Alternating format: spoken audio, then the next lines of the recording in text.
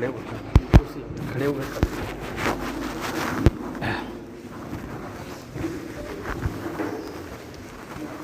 الحمد للہ وکفا والسلام علی عبادہ الذین اصطفیٰ اما بعد اعوذ باللہ من الشیطان الرجیم بسم اللہ الرحمن الرحیم یا ایھا الناس قد جاءتکم موعظۃ من ربکم وشفاء لما فی الصدور وہدی ورحمۃ للمؤمنین فبذلک فلیفرحوا هو خیر مما یجمعون وقال النبی صلی اللہ علیہ وسلم اشراف امتی حملۃ القرآن وقال النبی صلی اللہ علیہ وسلم ان للہ اہلین من الناس قالوا من هم یا رسول اللہ قال النبی صلی اللہ علیہ وسلم اہل القرآن هم اہل اللہ وخاصته وقال النبی صلی اللہ علیہ وسلم القرآن شافع مشفع وماحل مصدق من جعله امامه قاده الى الجنہ ومن جعله خلف ظهره ساقه الى النار او كما قال النبی صلی اللہ علیہ وسلم۔ درود شریف پڑھیں۔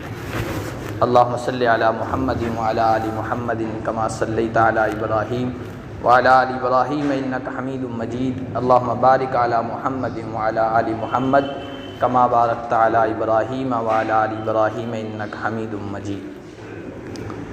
محترم بزرگوں اور عزیز دینی بھائیوں، قرآن کریم کی نسبت سے یہ مجلس ہے اور ہم یہاں جمع ہیں۔ قرآن کریم یہ اللہ کی کتاب ہے، اللہ کا کلام ہے، یہ ہمارے لیے زاد راہ ہے، توشہ آخرت ہے۔ یہ کتاب ہماری آنکھوں کا نور ہے، ہمارے دلوں کا سرور ہے، یہ ہماری طبیعتوں کی بہار ہے۔ یہ آج دنیا میں ہمارا امام ہے، قبر میں ہمارا ساتھی ہوگا، اور میدان محشر میں بھی یہ ہمارا رفیق بنے گا انشاءاللہ۔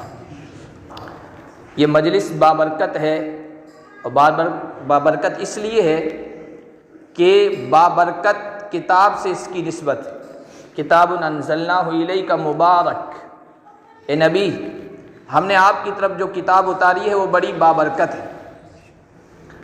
جس چیز کی نسبت، جس چیز کا تعلق اس بابرکت کتاب سے جڑ گیا وہ بابرکت ہو گیا۔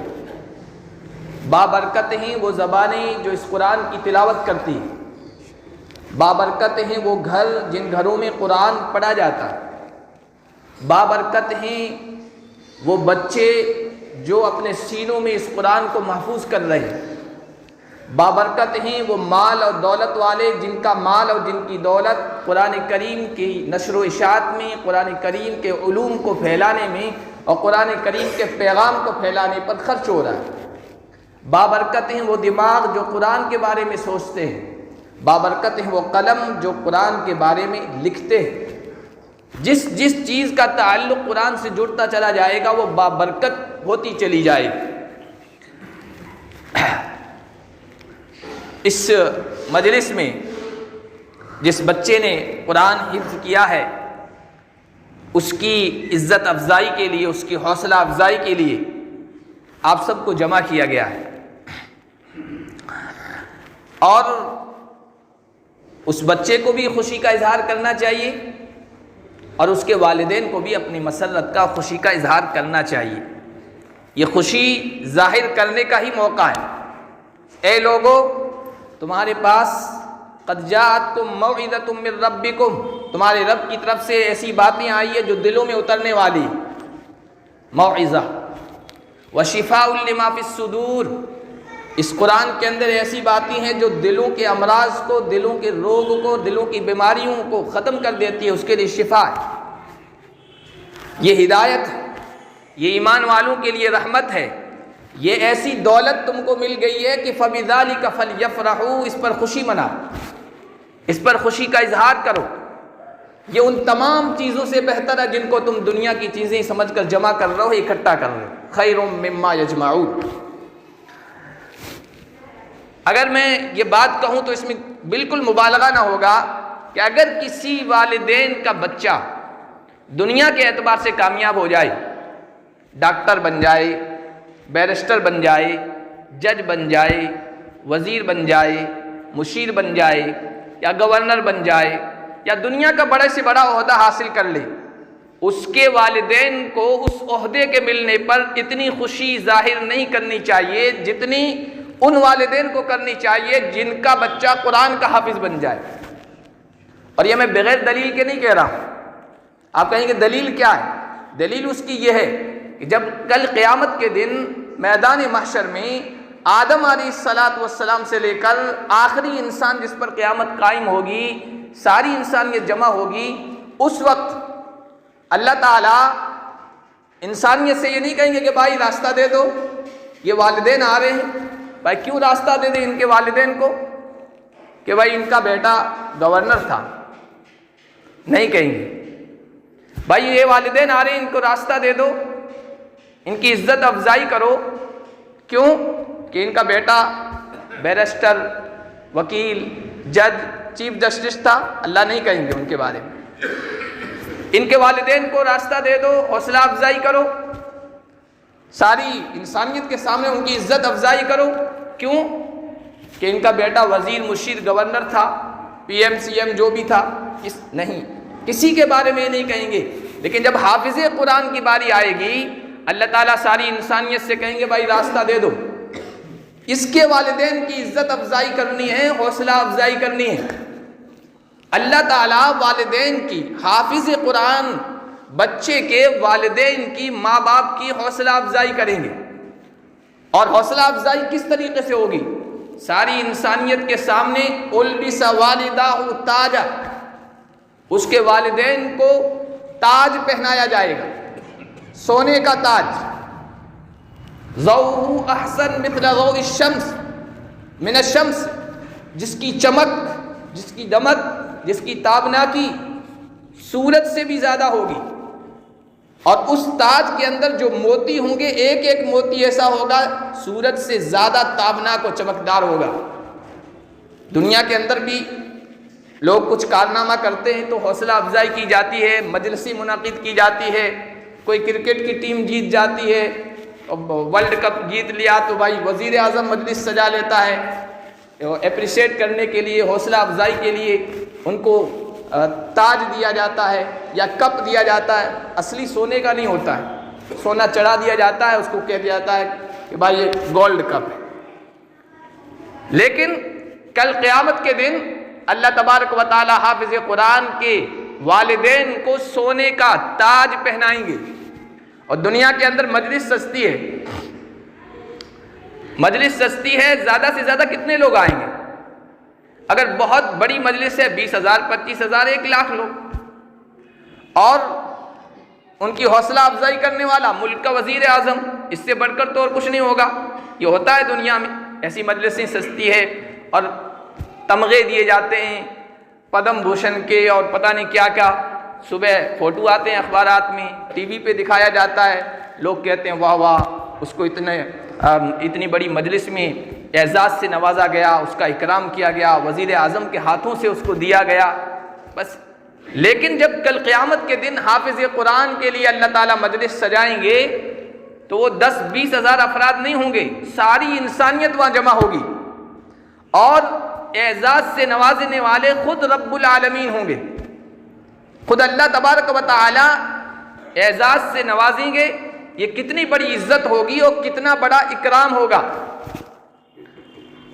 تو جس بچے نے قرآن کا حفظ کیا ہے وہ تو ہے ہی قابل مبارکباد، وہ تو ہے ہی خوش قسمت، اس کے والدین بھی خوش قسمت ہیں، اور اس کے اگر رشتہ دار ہی قریبی رشتہ دار ہیں، چچا ہیں اور بھائی ہیں، یا عورتوں میں خالائیں ہیں، بہنیں ہیں، پھوپھیاں ہیں، وہ بھی قابل رشک ہیں اور خوش قسمت انسان ہیں، اس لیے کہ یہ حافظ قرآن کل قیامت کے دن ان کے بھی کام آئے گا۔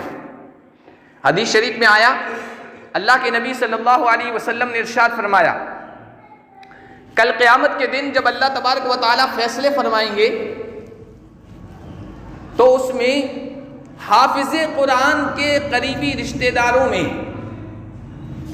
ایسے 10 افراد ہوں گے اس کی فیملی کے ممبر 10 جو ایمان والے ہوں گے لیکن گنہگار ہوں گے، ان سے گناہ ہو چکے ہوں گے، اور ان کے گناہوں کی سزا بھگتنے کے لیے اللہ تبارک و تعالیٰ کی طرف سے آرڈر ہو چکا ہوگا، فیصلہ ہو چکا ہوگا کہ ان کو پہلے جہنم میں جانا ہے، جہنم میں اپنے گناہوں کی سزا بھگت کر پاک صاف ہو کر پھر ان کو جنت میں بھیجا جائے گا، یہ فیصلہ ہو چکا ہوگا۔ ترمذی شریف کی حدیث ہے، اللہ کے نبی صلی اللہ علیہ وسلم نے ارشاد فرمایا کہ من قرأ القرآن واستظہرہ، جو قرآن کو پڑھے اور قرآن کو یاد کر لے، زبانی یاد کر لے، واستظہرہ وأحل حلالہ وحرم حرامہ، قرآن میں جو چیزیں حلال ہیں ان کو حلال سمجھے اور جو چیزیں حرام ہیں ان کو حرام سمجھے، ادخلہ اللہ بہ الجنہ، اس کی وجہ سے اللہ تبارک و تعالیٰ اس حافظ قرآن کو جنت میں داخل فرمائیں گے۔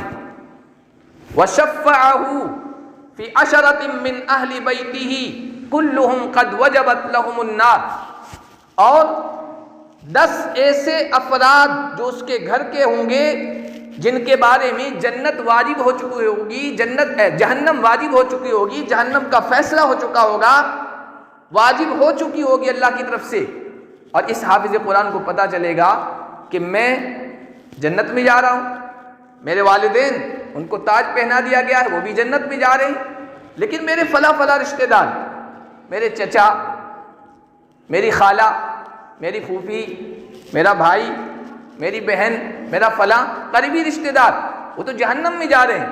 حافظ قرآن اللہ کے دربار میں آئے گا اور اللہ کے دربار میں اجازت چاہے گا، اللہ اجازت پر حمد فرمائیں گے، پھر وہ اجازت طلب کرے گا سفارش کی، شفاعت کی، شفاعت حق ہے، حافظ قرآن بھی سفارش کرے گا، علماء بھی سفارش کریں گے، اولیاء بھی سفارش کریں گے، خود قرآن سفارش کرے گا، چھوٹے بچے جو اس دنیا سے بچپن میں چلے گئے وہ بھی سفارش کریں گے، اور انبیاء بھی سفارش کریں گے، اور ہمارے نبی محمد مصطفیٰ صلی اللہ علیہ وسلم کا تو لقب ہی ہے شافع یوم محشر، سب سے بڑی سفارش میرے آقا کی ہوگی۔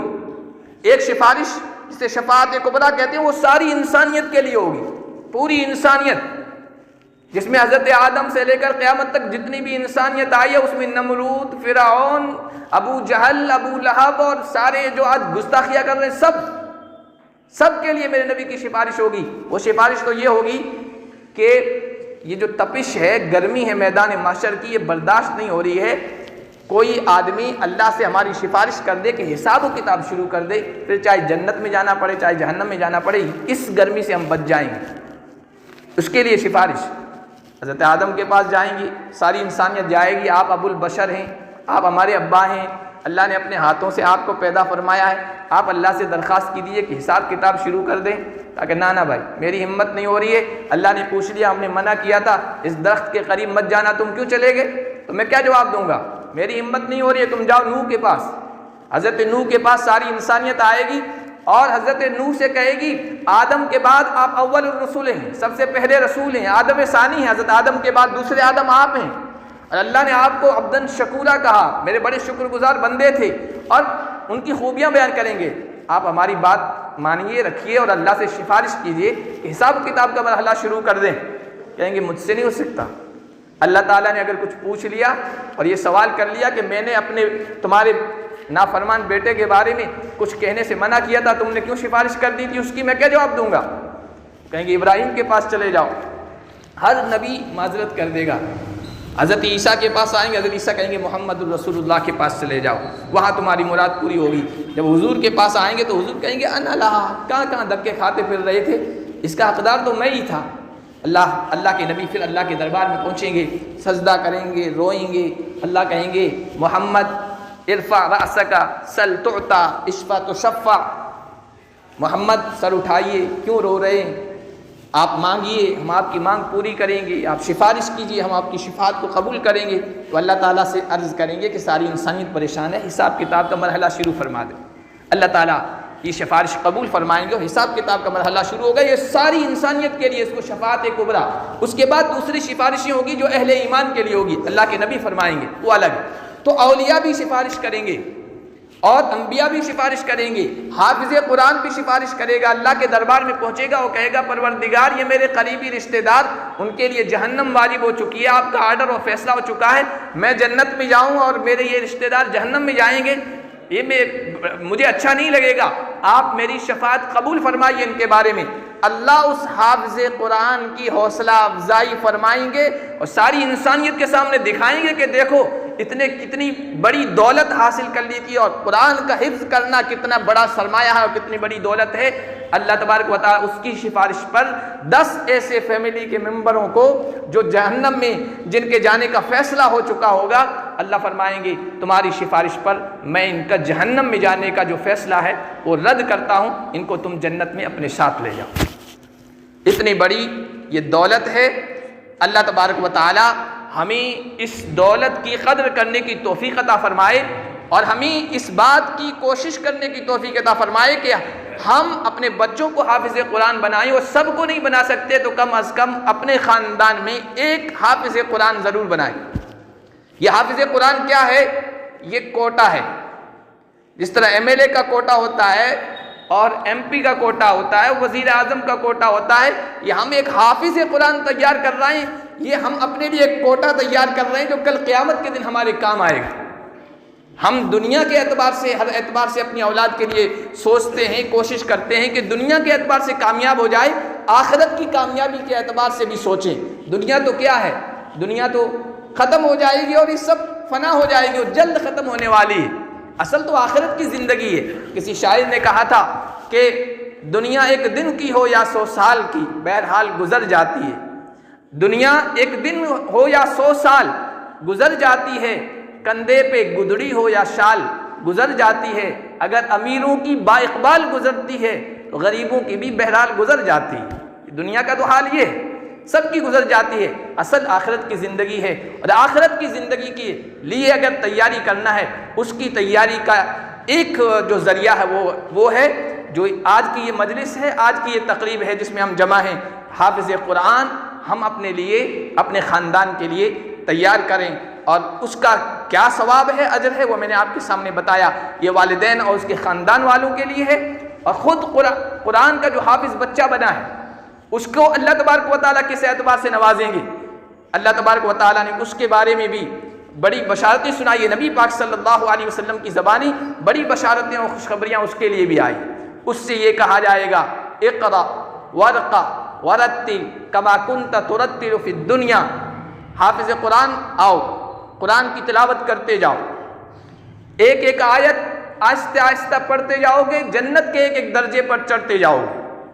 علماء کرام نے یہاں لکھا کہ جنت کے درجے کتنے ہیں، چونکہ حدیث میں اللہ کے نبی فرما رہے ہیں ایک ایک آیت پر ایک ایک درجہ بلند ہوتا جائے گا، تو قرآن کی آیتیں آپ شمار کریں 6666 سے لگ بھگ ہیں، تو جنت کے درجے اس اعتبار سے ہوں گے، اور وہ درجے اور وہ منزلیں، وہ طبق ہماری نہیں ہیں، جیسے ہماری چھتیں ہوتی ہیں قریب قریب، ایسی نہیں۔ جنت کا ایک ایک طبق، جنت کا ایک ایک درجہ، ان کے درمیان جو فاصلہ ہے کما بین السماء والارض، زمین و آسمان کے درمیان کا جو فاصلہ ہے، اتنا فاصلہ جنت کے 2 طبقوں کے درمیان، 2 منزلوں کے درمیان۔ اور حافظ قرآن سے کہا جائے گا پڑھتے جاؤ، چڑھتے جاؤ، پڑھتے جاؤ، بلندیوں پر چڑھتے جاؤ، تمہاری منزل وہ آخری آیت ہوگی جہاں قرآن کریم ختم ہوگا، اتنا بلند مقام تمہیں دیا جائے گا۔ اس لیے حافظ قرآن کی بھی حوصلہ افزائی کیجیے، ہو سکتا ہے ہمارے حوصلہ افزائی کرنے کے نتیجے میں کل ہماری یہ سفارش کر دے، اور اپنے خاندان میں بھی حافظ قرآن بنانے کی کوشش کیجیے۔ اور یہ نہیں ہو سکتا ہے تو کم از کم اس قرآن کی مجلس کی برکت سے ہم یہ عہد کریں کہ قرآن سے جڑیں گے، قرآن سے جڑیں گے۔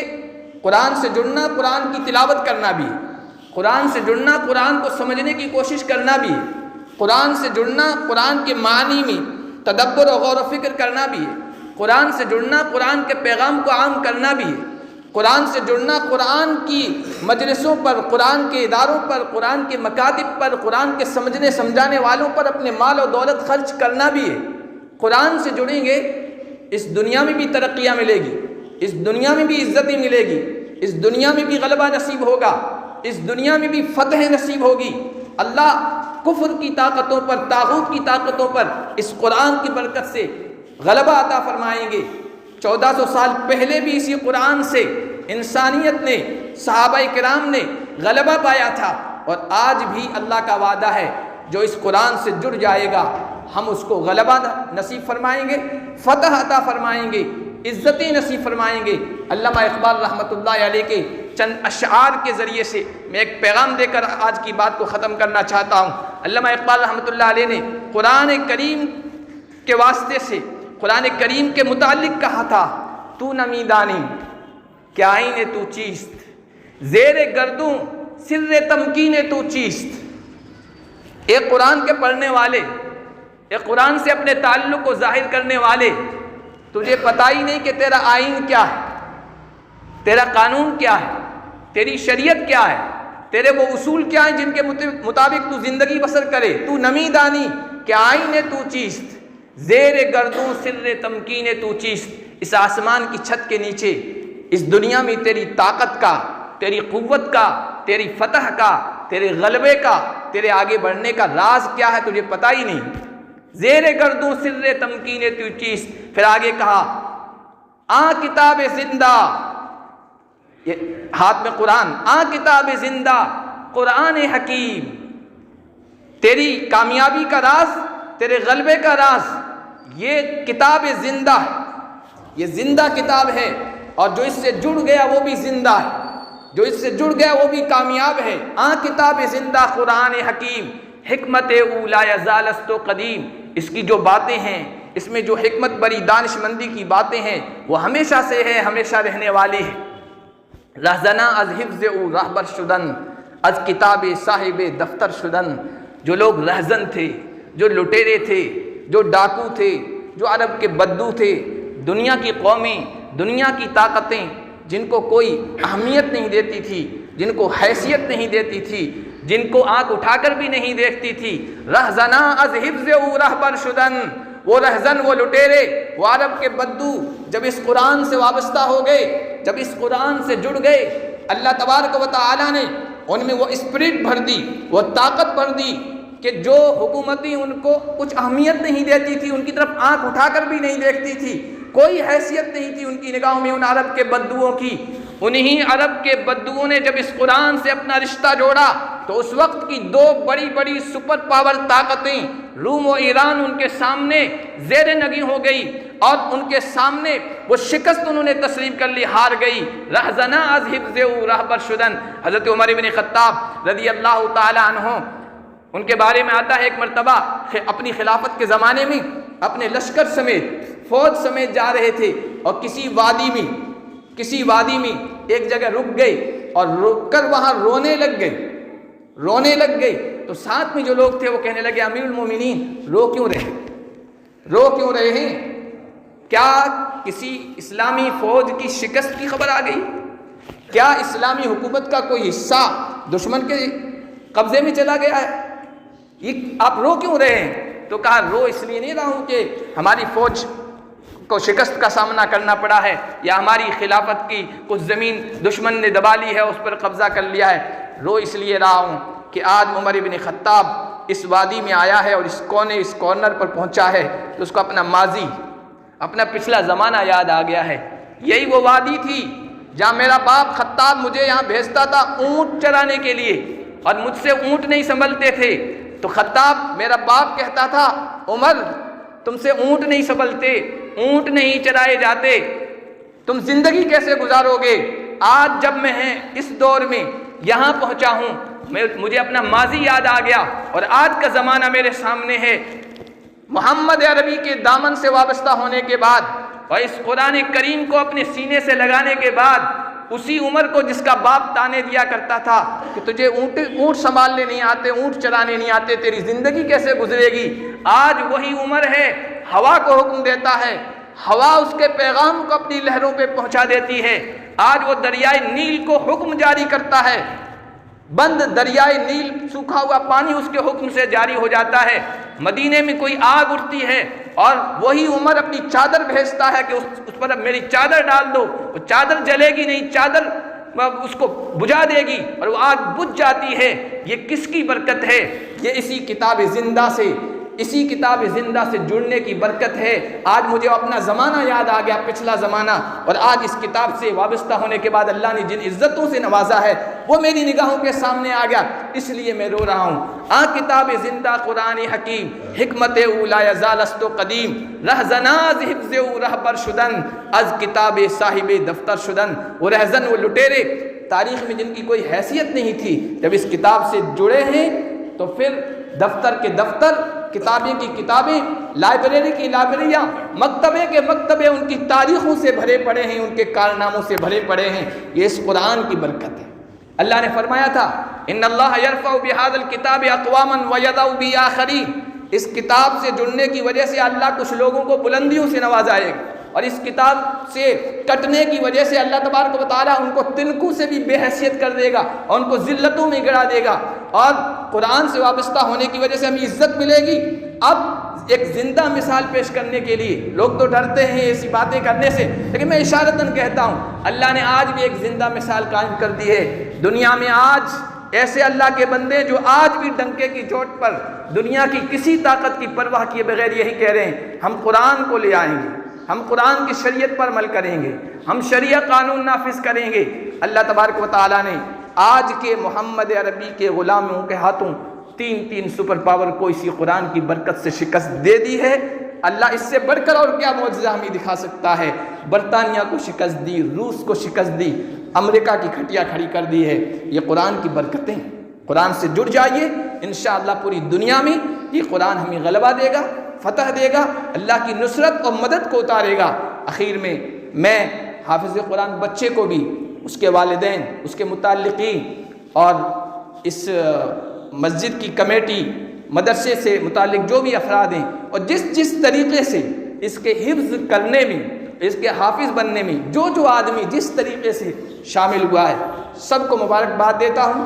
آپ قابل رشک ہیں، خوش قسمت ہیں، قابل مبارکباد ہیں۔ ان کے اساتذہ کو بھی، امام صاحب کو بھی، اور جو بھی حضرات جس طریقے سے بھی اپنا حصہ لگائے ہوئے ہیں یہاں پر، سب قابل مبارکباد ہیں۔ ہماری طرف سے ان کی نیک تمنائیں، نیک خواہشات، اللہ پاک اس مجلس کو قبول فرمائے، حافظ قرآن کو قبول فرمائے، ان کے والدین کو، ان کے رشتہ داروں کو، سب کو قبول فرمائے، اور ہمیں بھی اپنے خاندان میں کم از کم ایک حافظ قرآن جو کل ہماری سفارش کر سکے، ہمیں تیار کرنے کی توفیق عطا فرمائے۔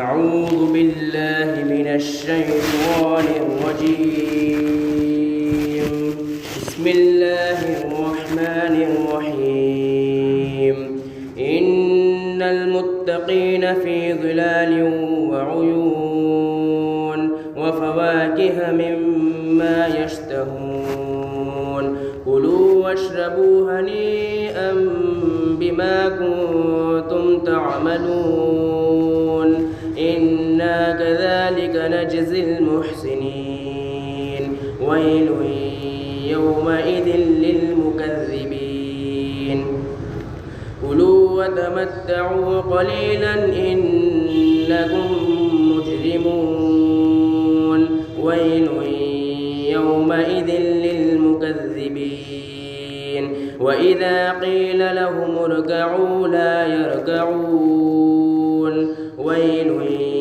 يومئذ للمكذبين فبأي حديث بعده يؤمنون بسم الله الرحمن الرحيم قل أعوذ برب الفلق من شر ما خلق ومن شر غاسق إذا وقب ومن شر النفاثات في العقد ومن شر حاسد إذا حسد بسم الله الرحمن الرحيم قل أعوذ برب الناس ملك الناس إله الناس من شر الوسواس الخناس الذي يوسوس في صدور الناس من الجنة والناس.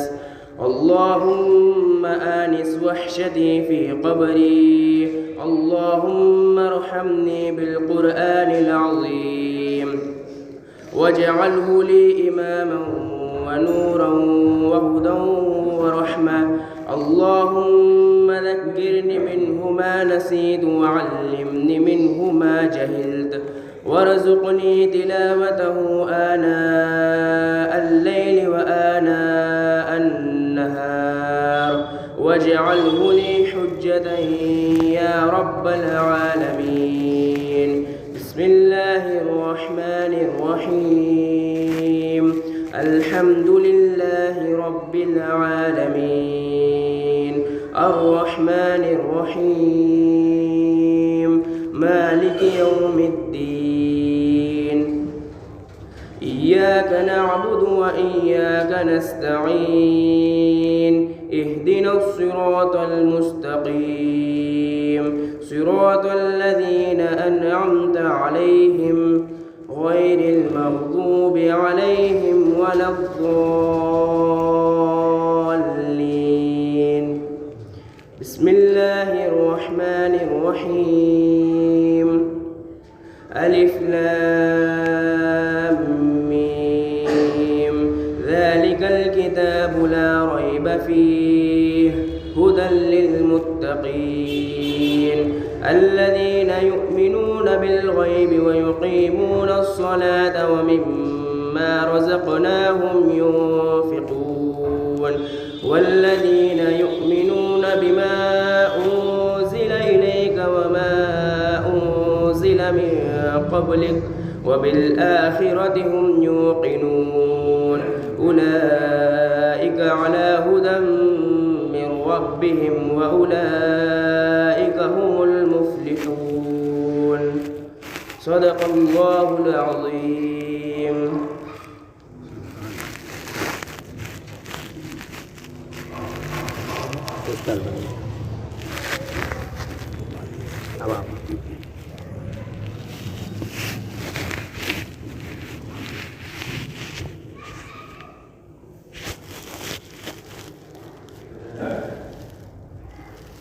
استاد کا دھیان رکھیں.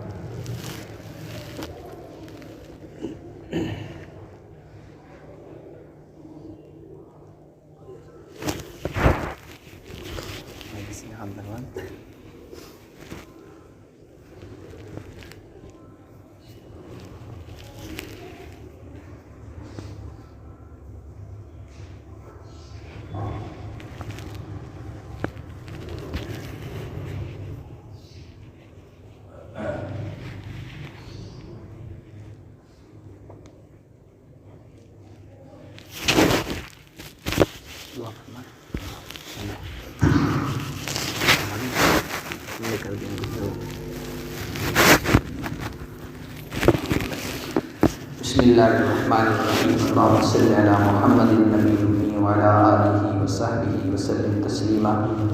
ربنا آتنا فی الدنیا حسنة وفی الآخرة حسنة وقنا عذاب النار. ربنا لا تجعلنا فتنة للقوم الظالمین ونجنا برحمتک من القوم الکافرین. یا اللہ ہمارے گناہوں کو معاف فرما، ہماری خطاؤں سے درگزر فرما. بے شک ہم گنہگار ہیں، خطا کار ہیں، سیاہ کار ہیں، اپنے گناہوں کا اعتراف کرتے ہیں. مولا کریم تو ہمیں معاف فرما دے. یا اللہ دنیا بھر میں جہاں کہیں بھی اہل اسلام پریشان حال ہیں ان کی پریشانیوں کو دور فرما.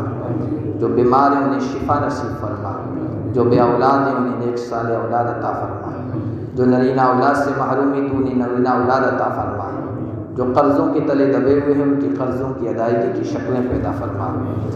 یا اللہ جو لا علاج بیماریوں میں مبتلا ہیں، دنیا کے ڈاکٹروں کے نزدیک وہ لا علاج ہو سکتی ہے، تیرے نزدیک کوئی بیماری لا علاج نہیں ہے.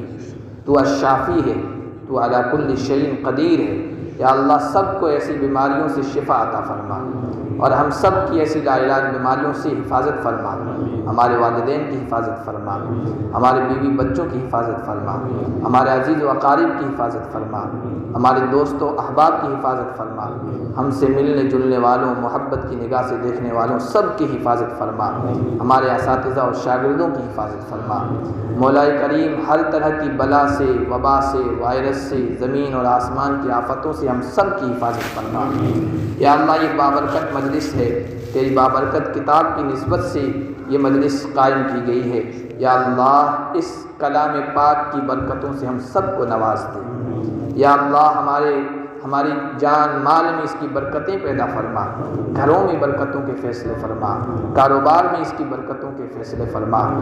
یا اللہ ہمارے فیصلوں میں برکتیں پیدا فرما۔ یا اللہ جس بچے نے قرآن کریم حفظ مکمل کیا ہے اس کو بھی برکتوں سے نواز دے۔ یا اللہ عمر میں برکت عطا فرما، عزت میں برکت عطا فرما، جان مال میں برکت عطا فرما۔ مولا کریم قرآن کریم کی خدمت کے لیے، تیرے دین کی خدمت کے لیے اور غلبے کے لیے اس کو قبول فرما، اس کے والدین کو قبول فرما، اس کے عزیز اقارب رشتہ دار دوست و احباب جنہوں نے اس کی حوصلہ افزائی کی اور چند حوصلہ افزائی کے جملے بولے، ان کے اساتذہ جنہوں نے محنت کی، مسجد کمیٹی جنہوں نے سارا خرچے کا انتظام کیا اور مکتب چلایا، مدرسہ چلایا، یا اللہ سب کی کوششوں کو قبول فرما، سب کی کاوشوں کو قبول فرما۔ یا اللہ اس دنیا میں سب کو بہترین بدلہ عطا فرما، آخرت میں بھی بہترین جزا عطا فرما۔ مولا کریم اس مدرسے میں، مکتب میں، مسجد میں اس بچے نے قرآن کریم مکمل کیا ہے، اس کو قبول فرما۔ یا اللہ اس میں محنت کرنے والوں کو قبول فرما، اساتذہ کو قبول فرما، کمیٹی کو قبول فرما۔ یا اللہ سب کی جان مال میں برکتوں کے فیصلے فرما۔ مولا کریم اس مسجد کو قبول فرما، مسجد کی طرف محبت کی نگاہ سے دیکھنے والوں کو قبول فرما، اسے تیرے دین صحیح کا، صحیح نہج، صحیح پیغام کے پھیلنے کا مرکز بنا، سینٹر بنا، اس کے لیے قبولیت عطا فرما۔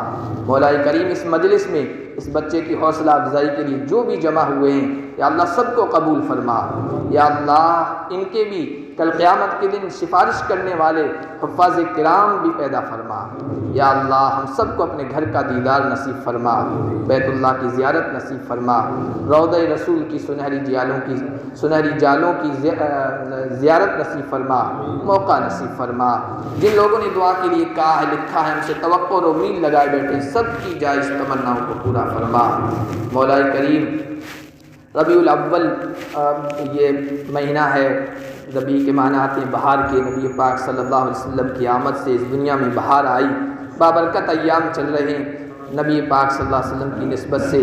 اس مجلس میں جتنے بھی لوگ بیٹھے ہیں مولا کریم ہم سب کا نام لے کر، ہم غریب امتیوں کا، ہمارے باپ دادا کا نام لے کر ان فرشتوں کو حکم فرما دیجیے جو اس ڈیوٹی پر متعین ہیں کہ ہم سب کی طرف سے، ہم سب کی آنکھوں کی ٹھنڈک، ہمارے دلوں کی طبیعت، ہمارے دلوں کا سرور، شافع یوم محشر، ساقی کوثر، تاجدار مدینہ محمد ربی صلی اللہ علیہ وسلم کی خدمت میں درود و سلام کا تحفہ پیش فرما دیں۔